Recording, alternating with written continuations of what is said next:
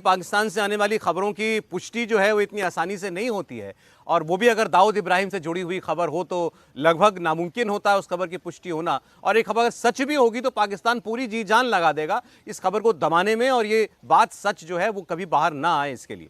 लेकिन आज अचानक से बड़ा हल्ला उठा है, और वो भी पाकिस्तान की तरफ से ही, कि दाऊद इब्राहिम को जहर दे दिया गया और वो अस्पताल में भर्ती है। कुछ पत्रकार जो हैं, जो अपने यूट्यूब चैनल्स वगैरह चलाते हैं, उन्होंने इस बात को कहना शुरू किया, और उसके बाद दूसरी खबर इससे यूं जुड़ी कि पाकिस्तान में इंटरनेट सर्विसेज बंद कर दी गई हैं। वहाँ यूट्यूब नहीं चल रहा है, ट्विटर नहीं चल रहा, फेसबुक, इंस्टाग्राम कुछ नहीं चल रहा है काफ़ी देर से। तो इसको भी इस खबर के साथ जोड़ा गया कि पाकिस्तान क्या दाऊद इब्राहिम के मारे जाने की या उसे जहर दिए जाने की खबर को पब्लिक नहीं होने देना चाहता। जगहसाई होगी क्योंकि पाकिस्तान ने आज तक कभी इस बात को स्वीकार ही नहीं किया कि दाऊद इब्राहिम भारत का सबसे बड़ा वांटेड अपराधी, 1993 बम ब्लास्ट का दोषी, वो पाकिस्तान में छिपा हुआ है। पाकिस्तान ने उसको शरण दी हुई है कई दशकों से। तो पाकिस्तान के पास इस खबर को दबाने के लिए तो पूरे पूरे रीजंस हैं। अब ये हुआ है कि नहीं हुआ है, हम पाकिस्तान के कुछ लोगों की बात आपको सुनाते हैं।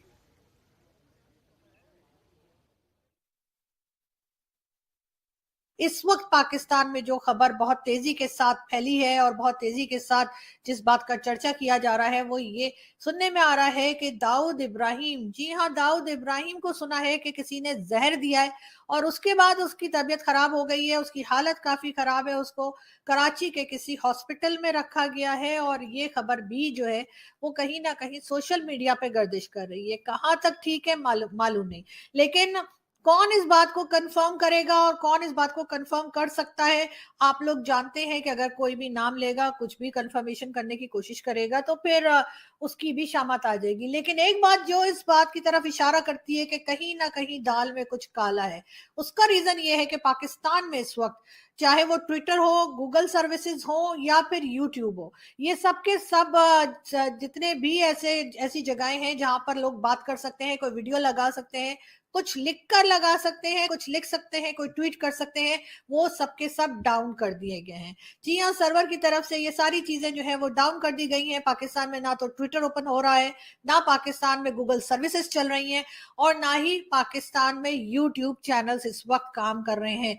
अब ये एकदम से ये सारी की सारी सर्विसेज डाउन क्यों हो गई है? यकीनन कुछ ना कुछ गड़बड़ है, कोई ना कोई बात ऐसी जरूर है जिसको छुपाया जा रहा है। अचानक से ये सब कुछ नहीं हो सकता। ऐसा नहीं हो सकता कि समंदर के नीचे से कोई वायर कट गई है या कुछ और हो गया, केबल। अक्सर हमारे यहाँ कहा जाता है जी समंदर के नीचे से कोई केबल है जो कट गई है। मेरे घर में भी इस वक्त ना तो यूट्यूब चल रहा है ना ट्विटर चल रहा है। आप लोग कहेंगे मैं वीडियो कैसे लगाऊंगी, मुझे नहीं मालूम। मैं ये वीडियो इस वक्त रिकॉर्ड जरूर कर रही हूँ, लेकिन मुझे नहीं मालूम कि क्या मैं इसको अपलोड कर पाऊंगी, क्या वीपीएन काम करेगा। मैं यकीनन वीपीएन के जरिए इस वीडियो को अपलोड करने की अपनी तरफ से पूरी कोशिश करूंगी, लेकिन हो पाएगा या नहीं ये मैं भी नहीं जानती। दुनिया का सबसे बड़ा डॉन दाऊद इब्राहिम इस वक्त इस दुनिया में नहीं है। वो मारा जा चुका है और उसको जहर दिया गया। अब इस खबर की कंफर्मेशन तो हमारे पास कोई नहीं है, लेकिन ये खबरें जो कि 2 दिन से चल रही हैं, पहले 2 दिन से खबरें कुछ इस तरह की चल रही थी कि दाऊद इब्राहिम हॉस्पिटलाइज है और अस्पताल में इसलिए उसको दाखिल किया गया है क्योंकि उसको जहर दिया गया। और फिर इंडियन मीडिया पर ये खबरें भी चलती रही और चल रही हैं कि वो कराची के एक अस्पताल में उसको दाखिल किया गया क्योंकि वो कराची में था और उससे पहले उसको जहर दिया गया। और फिर उसके बाद उसके जो सारे अज़ा थे वो जब काम करना छोड़ गए तो फिर कल रात को 1 बजे ये खबर मिली कि वो मारा जा चुका है, यानी वो मर चुका है। इंटरनेट पाकिस्तान में बंद किया गया है। फेसबुक, ट्विटर, इंस्टाग्राम, यूट्यूब वगैरह को बंद किया गया है। उसको कनेक्ट किया जा रहा है दाऊद इब्राहिम की खबर से। तो मेरा अपना जो कनेक्शन मुझे बात हुई है और जिस तरह मुझे पता चला है, आज पाकिस्तान तहरीक इंसाफ इमरान खान की पार्टी ने अपना पहला वर्चुअल जलसा रखा था जो इंटरनेट पे होना था, और इनके जो लीडर भाग गए हैं इधर उधर, मुराद सईद और दूसरे, वो सब उस वर्चुअल जलसे में होंगे। और ये बताया जा रहा था कि जिस हिसाब से पीटीआई की पाकिस्तान में फॉलोइंग बढ़ रही है और पॉपुलैरिटी है, ये एक बहुत ही बड़ा स्टेप होने जा रहा है। तो उसको रोकने के लिए पाकिस्तान में वैसे ही आपको पता है कि पीटीआई पे एक अनऑफिशियल पाबंदी लगी हुई है और पीटीआई को कुछ करने की इजाज़त नहीं है ऐसे में ये वर्चुअल जलसा कैसे करने देंगे। तो ये इंटरनेट की बंदिश और ये जो सोशल मीडिया प्लेटफॉर्म्स को बंद किया जा रहा है, ये कुछ टाइम के लिए है सिर्फ। ये इनका वर्चुअल जलसा ख़त्म, पाबंदी हट जाएगी। अगर दाऊद इब्राहिम को जहर दिया गया है और तो इंटरनेट पर पाबंदी लगाने की क्या वजह है? कोई वजह बनती नहीं है, ठीक है। तो मैं समझता हूँ कि ये दोनों अलग अलग चीज़ें हैं। ये बात भी सही है जो आरिफ अजाकिया कह रहे हैं कि वहां पर इमरान खान की पार्टी पीटीआई की आज एक ऑनलाइन सभा जो है बहुत बड़ी बुलाई गई थी और उसमें लोग ज्वाइन ना कर पाए, हो सकता है इस वजह से वहां पर इंटरनेट डाउन किया गया हो। ये एक अलग बात हुई, लेकिन दाऊद इब्राहिम के मारे जाने की खबर फिर भी बड़ी जोर शोर से वहां पर चल रही है। राहुल जी, इस खबर के बारे में आपने भी देखा होगा, सोशल मीडिया पर बड़ी चर्चा हो रही है इसकी। देखिए, दो अलग अलग बातें हैं। जैसे कि एक और साहब कह रहे थे कि वहाँ पे इंटरनेट की जो बात है वो उसको इससे नहीं जोड़ना चाहिए। दोनों बातें अलग अलग हैं। वो तहरीक इंसाफ का जो जलसा है ऑनलाइन, उसको लेकर ये है कि वो इंटरनेट पहले स्लो किया गया, उसके बाद सोशल मीडिया साइट्स जो हैं वो काम करनी बंद हुई। तो ये सारी बातें अलग है। लेकिन दाऊद इब्राहिम, हम जानते हैं कि बार बार ये खबर आई, यहाँ ये सबूत भी भारत ने पेश किए थे, कई बार पाकिस्तान के साथ पेश किए कि वो कराची में क्लिफ्टन में रहते हैं दाऊद इब्राहिम। और दाऊद इब्राहिम जो है, देखिए दाऊद इब्राहिम का जो बी कंपनी है जिसे हम बोलते हैं, जिसमें बहुत सारे उसके लोग जो हैं, अनीस या बाकी सारे लोग जो उसके भाई भी और उसके भाई सारे लोग इन्वॉल्व हैं, वो अभी भी डी कंपनी को चलाते हैं। और जो फंडिंग होती है एलईटी या बाकी आतंकवादी गुटों की जो फंडिंग है, उसमें उनका बहुत ज़्यादा इन्वॉल्वमेंट है। दुबई से लेके इंडिया तक कई जो है अभी भी ये माना जाता है कि बहुत सारे लोग उनके लिए काम करते हैं। और दाऊद इब्राहिम जो है इस तरह से जो है भारत के ख़िलाफ़ जो है लगातार जो है चीज़ें फैलाता रहा। लेकिन देखिए 1998 में भी छोटा राजन ने जो है एक बार विक्की मल्होत्रा और लक्कड़वाला और फरीद तनाशा के ज़रिए एक अटैम्प्ट किया था दाऊद इब्राहिम को मारने का। जब उनकी दाऊद इब्राहिम की जो बेटी है मारिया, उसकी डेथ हुई थी और वो एक दरगाह पर जा रहा था, तो ये भी कोशिश की गई थी कि उसको मारा जाए, लेकिन वो फेल हो गया था। उसके बाद कई बार खबरें आती रही कि दाऊद इब्राहिम जो है उसको मारने की कोशिश की जा रही है। अब बात आती है कि ये जो है कितनी सही हो सकती है। पिछले कुछ समय में लगभग 12 ऐसे लोग हैं जो भारत विरोधी गतिविधियों में शामिल रहे हैं पाकिस्तान में, जिसमें लश्कर तौयबा के लोग हैं या बाकी सब जो आतंकवादी संगठन है उनके लोग हैं, उनको जो है एलिमिनेट किया गया, मारा गया है। और हर बार ये कहा गया कि संदिग्ध लोगों ने मार दिया है।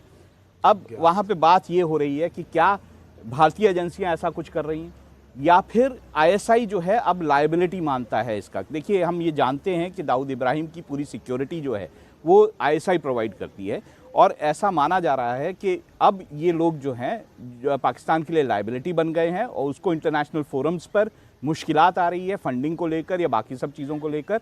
तो इस कारण से आईएसआई ही कहीं ना कहीं इन लोगों को एलिमिनेट कर रही है, इन लोगों को मार रही है। देखिए, दाऊद इब्राहिम जो है वहाँ पर जो दाऊद इब्राहिम का परिवार है उसमें 3 बेटियाँ हैं, 1 बेटा है, बहुत बड़ा परिवार दाऊद इब्राहिम का वहाँ पे है। और ऐसे में बार बार यूएन में, खासतौर से यूनाइटेड नेशंस ने उसे टेररिस्ट जो है करार कर रखा है। तो ऐसे में लायबिलिटी पाकिस्तान की है, उसको इंटरनेशनल फोरम्स पे इस बातों को लेकर बहुत ज़्यादा दिक्कतें आ रही हैं और शायद कहीं ना कहीं आईएसआई अब अपने घर को साफ करने की कहीं ना कहीं कोशिश कर रही है। लेकिन वो पाकिस्तान में रहता है, ये तो ओपन सीक्रेट है दुनिया का। बल्कि उसने तो वहां पर जावेद मियांदाद, वहां का सेलिब्रिटी क्रिकेटर है, उसके घर में शादी करी, अपनी बेटी की शादी करी।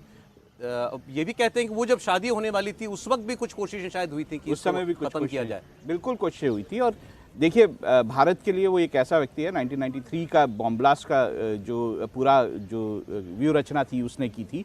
उसने यहाँ पे इनोसेंट लोगों को मारा है, उसके जो ऑपरेशंस है वो भारत विरोधी सारे हैं। ऐसे में भारत के लिए बहुत ज़रूरी है कि इस तरह के टेररिस्ट जो है, जो इस तरह का व्यक्ति है, उसे कहीं ना कहीं मारा जाए या उसे कहीं ना कहीं एलिमिनेट किया जाए। लेकिन मुझे नहीं लगता कि भारतीय एजेंसियां जो हैं वो लगातार ऐसे ऑपरेशन कर रही हैं। मुझे लगता है कि कहीं ना कहीं पाकिस्तान में ही अंदरूनी तौर पर इन सारे लोगों को लायबिलिटी माना जा रहा है और कहीं ना कहीं एलिमिनेट करने की कोशिश की जा रही है। देखिए, आज एक खबर आई, अलग बात है, लेकिन ऐसे कहने वाले लोग भी आपको मिलेंगे जो ये मानते हैं कि भाई दाऊद को लेकर के कोई बड़ी खबर आ सकती है। आज इससे पहले भी लोग कहते थे कि पाकिस्तान से कोई बड़ी खबर आ सकती है। निश्चित रूप से, लेकिन मुझे लग रहा है कि दाऊद को पूरा संरक्षण आईएसआई का पाकिस्तान कर मिला हुआ है। देखिए, 1992 के बम्बई बम कांड के बाद, ब्लास्ट के बाद, दाऊद इब्राहिम ने अपना व्यवसाय बहुत ज़्यादा बदल लिया। आतंकवादी गतियों में तो वो रहा है, लेकिन उसका प्रॉपर्टी का बहुत बड़ा इन्वेस्टमेंट हो गया, उसके परिवार के लोगों का ड्रग्स डीलिंग में चला गया, गोल्ड की स्मगलिंग में चला गया वो। प्रॉपर्टी की बड़े खरीदारी में वो चले गए। तो मुझे ऐसा लग रहा है कि दाऊद इब्राहिम को बचाना आईएसआई के अधिकारियों और पाकिस्तान सेना के बड़े अधिकारियों के लिए भी जरूरी है, क्योंकि उनके हित भी दाऊद के साथ जुड़े हुए। दाऊद उनका बिजनेस पार्टनर है आज की तारीख में। इन सेना के बड़े अधिकारियों के, आईएसआई के जो बड़े अधिकारी, वो सब दाऊद के पार्टनर है और उनका पैसा दाऊद के साथ लगा हुआ है और ये सब मिलकर विदेशों में पैसा कमा रहा है। तो मुझे लग रहा है कि आईएसआई के लिए दाऊद फिलहाल लायबिलिटी नहीं होगा, वो तो पैसा देने वाली एक एटीएम है उन लोगों के लिए। लेकिन ये बात सही है कि दाऊद के अलावा दाऊद के परिवार के बड़े लोग हैं जो इसके अंदर इन्वॉल्व रहे। अगर बॉम्बे की आप बात करोगे तो उसकी बहन हसीना पारकर बॉम्बे के अंदर उसका प्रॉपर्टी का काम देखती थी, हालांकि उसके पति की हत्या हो गई थी, हसीना पारकर की बेटे हो गई। बम्बई में उसका एक प्रॉपर्टी का बड़ा रहा है। जब सरकार ने जब्त की संपत्ति और बेचने के लिए निकाली थी तो कोई उस समय खरीदने नहीं आता था, हालांकि 2016 और 17 के अंदर कुछ समूह ने उसकी संपत्ति को खरीदा है। तो दाऊद का पूरे दुनिया के अंदर व्यवसाय फैला हुआ, फिर वो ड्रग्स का हो, गोल्ड स्मगलिंग का हो, हथियार, आर्म्स एम्युनिशन का हो या प्रॉपर्टी का हो। दाऊद इब्राहिम का परिवार और उसके घर के लोग, आज परिवार के सदस्य जो बच्चे हैं, दामाद है, वो हजारों करोड़ का टर्नओवर का काम कर रहे हैं। तो मुझे लग रहा है कि पाकिस्तान को एक बड़ी फंडिंग दाऊद इब्राहिम से मिलती रही है, तो वो उनके लिए एक एसेट के रूप में बना हुआ है। लेकिन अब जैसे बात हुई कि 1 दर्जन भर से ज्यादा लोग पाकिस्तान में ही मारे गए जो भारत के दुश्मन थे, अगर ये खबर सच साबित होती है हर्षवर्धन जी, तो शायद इस साल की सबसे बड़ी खबरों में से एक होगी। देखिए, इसमें तो कोई संदेह नहीं है कि इस देश को जिस तरह का जख्म दाऊद इब्राहिम ने दिया है, उस जख्म को कभी भी कोई भूल नहीं सकता है। कितने भी साल हो जाए, कितना भी वक्त बीत जाए, लेकिन मुंबई के बम धमाके पहला हमला था भारत पर। दूसरा हमला 2008 में उस तरह का हुआ जो कसाब आया था बंदूकें लेकर। उस बार हमारे ही घर के लोगों ने यह सब किया था। और दुर्भाग्य देखिए देश का कि उस वक्त महाराष्ट्र के मुख्यमंत्री की कुर्सी पर जो शरद पवार बैठे थे, उन्होंने ये हमला इस्लामिक आतंकवादियों ने नहीं किया, ये बचाने के लिए यहां तक कह दिया कि इसके तार दक्षिण से जुड़े हो सकते हैं, 13वां स्थान उसमें जोड़ दिया मस्जिद बंदर। अब अगर उसके बाद एक सरकार ऐसी है, देश के लोगों को लग रहा है कि नहीं दाऊद मर रहा है, तो उसमें भारत सरकार का कुछ हाथ है। तो एक तो ये लोगों की भावनाएं, और जो जनादेश जनता देती है उनको लगता है नहीं हमारी सरकार, हमारी एजेंसियां ठीक रास्ते पर काम कर रही। अब मैं यहां इसका दूसरा पहलू जो है, मुझे नहीं लगता कि भारत की एजेंसियां किसी भी विदेशी जमीन पर किसी को मारने की कोशिश करती हैं, किसी को न्यूट्रलाइज करने की कोशिश करती हैं। लेकिन हां, आज के समय में भारत के समर्थक लोग दुनिया के हर हिस्से में हैं जो अलग अलग वजहों से उन दुश्मनों को निपटाना चाहते हैं। कुछ हो सकता है कि उसमें, जिसको कहते हैं ना कि हम लंबे समय से देख रहे थे, हमारे अनुकूल स्थितियां नहीं थी, आज थोड़ी अनुकूल स्थितियां हैं, थोड़ा मदद भी मिल जा रही है और हमने इसको निपटा दिया। तो मेरा यह मानना है कि दाऊद इब्राहिम मरा या नहीं मरा, ये इससे ज्यादा महत्वपूर्ण यह है कि देश की यह भावना कि हमने जो जनादेश दिया, हम जिस सरकार के साथ हैं, वो अब किसी आतंकवादी को बचाने के लिए बहाने नहीं खोजती, वो किसी आतंकवादी के साथ नहीं खड़ी होती। और सबसे बड़ी बात, अब दूसरा दाऊद इब्राहिम पैदा नहीं होता है इस सरकार में, यह सबसे बड़ी बात है। 93 के बाद जब से ये पाकिस्तान भाग करके गया राहुल जी, तब से इसको लेकर के बार बार बताया गया कि ये कराची में रहता है, कहाँ रहता है, बल्कि घर का नंबर तक कई बार जो है मीडिया में चलता है। ये सारी बातें आपको लगती, ये जानकारियां जो हैं भारत सरकार के पास पुख्ता तौर पर मौजूद हैं, आप इसको सही मानते हैं? और इससे जुड़े हुए बहुत से लोगों की तो कई बार हमारे यहाँ भी जर्नलिस्ट की बातचीत वगैरह जो है वो होती रही है, जैसे छोटा शकील वगैरह हो, इससे कभी किसी ने बात करने का दावा नहीं किया। देखिए, जब लाल कृष्ण आडवाणी गृह मंत्री होते थे तब भी उन्होंने एक पूरा डोजियर बनाया था, और वो डोजियर जो है वो पाकिस्तान को दिया गया था जब पाकिस्तान के जो राष्ट्रपति हैं वो भारत आ रहे थे। तो ये ऐसा नहीं है कि भारत ने ये सारा जानकारी भारत के पास नहीं है। फ़ोन नंबर्स की लिस्ट एक बाकायदा उसमें थी, जिन फ़ोन नंबर्स पे वो लोग बात करते हैं, बहुत सारे उसमें जो तथ्य थे वो दिए गए थे। उसमें ये तक दिया गया था कि किस घर में क्लिफ्टन में वो रहता है कराची में, किस तरह की मूवमेंट उसकी है, कौन कौन लोग उसके लिए, का बहुत बड़ा डोजियर जो है एक पाकिस्तान को दिया गया था। लेकिन पाकिस्तान हमेशा से ये डिनाई करता रहा है कि दाऊद इब्राहिम उसके मुल्क में है या उसके देश में है। अब देखिए, मैंने जब कहा था कि इंटरनेशनल फोरम्स पे पाकिस्तान को बड़ी दिक्कत हो रही है, तो FATF में जिस तरह से पाकिस्तान के ऊपर दबाव है और FATF के कारण उसको इंटरनेशनल फंडिंग्स लेने में भी बहुत दिक्कत होती है, तो ऐसे में मुझे लगता है पाकिस्तान के लिए ये ज़रूरत है। और अगर वो ऐसा नहीं करेगा और इस तरह के आतंकी संगठनों और आतंकवादियों को वो शरण देता रहेगा, तो पाकिस्तान में अपना इंटरनल तो प्रॉब्लम शुरू हो ही गया है। देखिए, आप जितनी घटनाएं वहाँ आतंकवादी घटनाएं हो रही हैं, जितने वहाँ पे सैनिक अड्डों पर आक्रमण किए जा रहे हैं वहीं के आतंकवादियों द्वारा, तो ये उसकी अपनी समस्या भी खड़ी हो गई है। दूसरा ये है कि अफ़गानिस्तान से आने वाले आतंकी गुट भी वहाँ पे हमले कर रहे हैं। ऐसे में उसे अपना घर साफ करना बहुत ज़रूरी है। और अगर वो ये नहीं करता है तो पाकिस्तान जिस तरह की आर्थिक स्थिति में है वो कहीं ना कहीं एक कोलैप्स जो उसकी इकोनॉमी है वो हो जाएगी और बहुत दिक्कत में लेकिन दाऊद अगर मरने की कगार पर है या मर चुका है, आपको लगता है पाकिस्तान इस खबर को पब्लिक होने देगा? कभी इसको अगर वो मर भी गया है या वो मरने की कगार पे, कभी पाकिस्तान जो है इसे मानेगा नहीं, कभी इस बात का पुष्टि नहीं करेगा। ये बात सही है, हमारे पास और हमारी इंटेलिजेंस एजेंसीज के पास पूरी जानकारी है कि जो दाऊद इब्राहिम है वो पाकिस्तान में है और पाकिस्तान की ISI किस तरह से उसको शरण देती है। देखो, मुझे लग रहा है अगर दाऊद इब्राहिम का मर भी गया होगा तो ये अभी तो पाकिस्तान में सरकार है नहीं, कार्यवाहक प्रधानमंत्री अंदर, वहाँ तो वैसे भी सेना सरकार ज़्यादा चलाती है, ISI का ज़्यादा दखल रहता है। तो ये सेना को निर्णय करना पड़ेगा कि दाऊद इब्राहिम जो मर गया है इसकी घोषणा की जाए, बताया जाए पाकिस्तान में था, या इसको यहाँ सुपुर्द खाक कर दिया जाए, उसको ज़मीन में दफन कर दिया जाए और परिवार को बता दिया जाए। अभी फिलहाल इस मामले में कोई भी स्पष्ट मतलब पाकिस्तान सरकार का भी कोई अधिकारी किसी पर बयान आया नहीं है, लेकिन तय है कि मुझे लग रहा है कि खबर सत्य होगी और जल्दी हमें इस बात की जानकारी मिलेगी कि दाऊद इब्राहिम मारा गया पाकिस्तान में।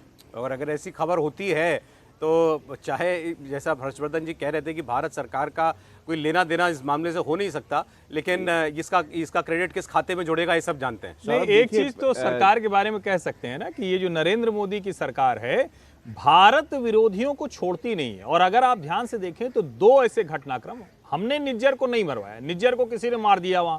अब कनाडा के प्रधानमंत्री उटपटांग बात करते आए तो उनको भी राइट टाइम किया गया। मैं इसी शब्द में बोल रहा हूं क्योंकि जिस तरह का व्यवहार आज तक किसी राष्ट्राध्यक्ष ने किया वो जस्टिन ट्रूडो ने करने की कोशिश की।